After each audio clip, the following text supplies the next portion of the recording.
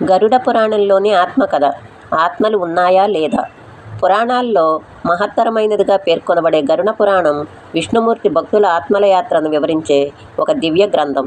ఇది విష్ణువు వాహనుడైన గరుడికి శ్రీ మహావిష్ణువు చెప్పిన సంభాషణ రూపంలో ఉంది. ఇందులో మరణాంతరం ఆత్మ ఎదుర్కొనే దారుల గురించి విశేషంగా చెప్పబడింది. ఒకప్పుడు భూలోకంలో ఓ ధర్మవంతుడు, అంటే ఆయన పేరు ధర్మనందనుడు, మంచి జీవితం గడిపాడు. కానీ కాలచక్రం ఎవ్వరినీ విడిచిపెట్టదు. ఒకరోజు అతడు అనారోగ్యంతో బాధపడుతూ తన ఆఖరి శ్వాస తీసుకున్నాడు. ఆ సమయంలో అతడి కుటుంబ సభ్యులు శోక సముద్రంలో మునిగిపోయారు. జీవుడు చనిపోతే దేహాన్ని విడిచి ఆత్మ ఎటు వెళ్లాలో తెలియని అయోమయంలో ఉంటుంది. కొన్ని క్షణాల పాటు ఈ లోకానికి బంధించి ఉంటుంది.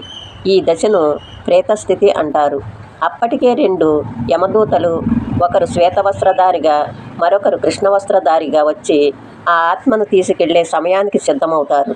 మనిషి చనిపోయిన దగ్గర నుంచి 16 రోజుల వరకు ప్రతిరోజు ఆత్మ ఒక పదునైన అడవిలో తీవ్రమైన ఎండలో భయానకంగా ఉన్న మార్గాల్లో ప్రయాణిస్తుంది. సంబంధించిన అనుభవాలను పొందుతుంది. ఈ సమయంలో శ్రాద్ధాలు, పిండ ప్రదానము, తిలతర్పణము వంటి క్రియలు భూమిపై ఉంటే ఆత్మకు ఉపశమనం కలుగుతుంది.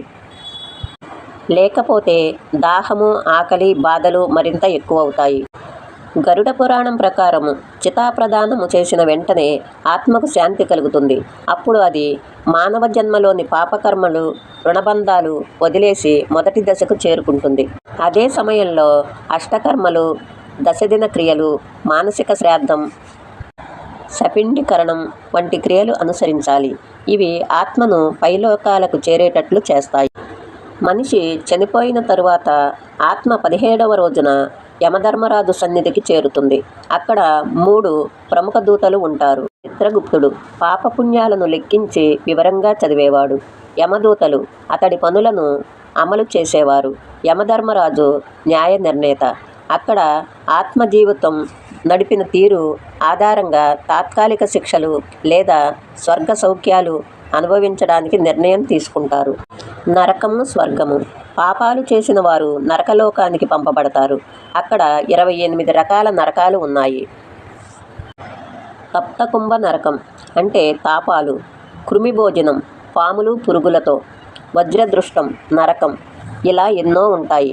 పుణ్యాత్ములకు ఈ విధంగా ఉంటాయి. ధార్మికులు, భక్తులు, దాన ధర్మము చేసిన వారు స్వర్గలోకాలకు వెళతారు. అక్కడ విశ్రాంతి దేవతల సన్నిధిలో సంగీతము, సౌఖ్యము ఉంటుంది. శిక్షలు అనుభవించిన తరువాత ఆత్మ పునర్జన్మ పొందుతుంది.